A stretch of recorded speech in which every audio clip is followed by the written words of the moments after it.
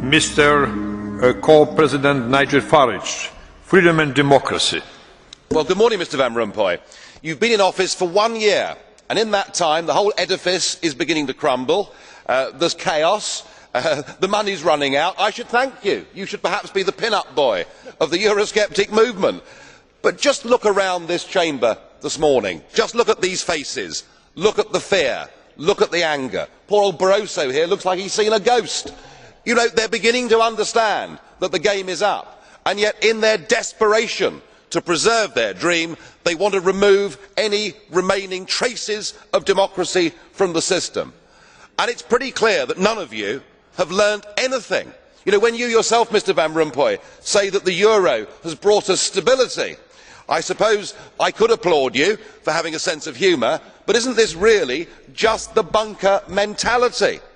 You know, your fanaticism is out in the open. You talked about the fact that it was a lie to believe that the nation state could exist in a 21st century globalised world. Well, that may be true in the case of Belgium, who haven't had a government for 6 months, but for the rest of us, right across every member state in this union, and perhaps this is why we see the fear in the faces, increasingly people are saying, we don't want that flag, we don't want the anthem, we don't want this political class, we want the whole thing consigned to the dustbin of history.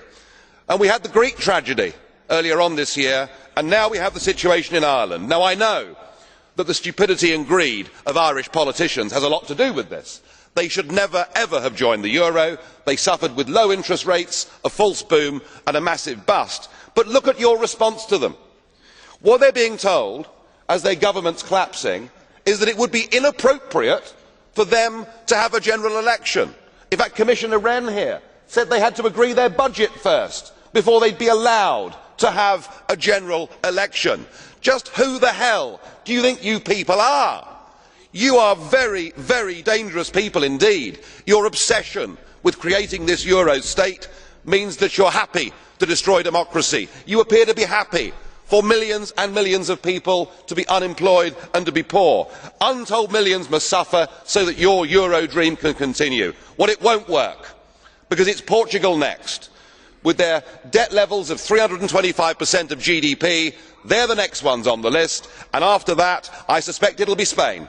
And the bailout for Spain would be 7 times the size of Ireland, and at that moment all of the bailout money has gone. There won't be any more. But it's even more serious than economics, because if you rob people of their identity, if you rob them of their democracy, then all they are left with is nationalism and violence. I can only hope and pray that the euro project is destroyed by the markets before that really happens. Thank you. The next speaker, Madam.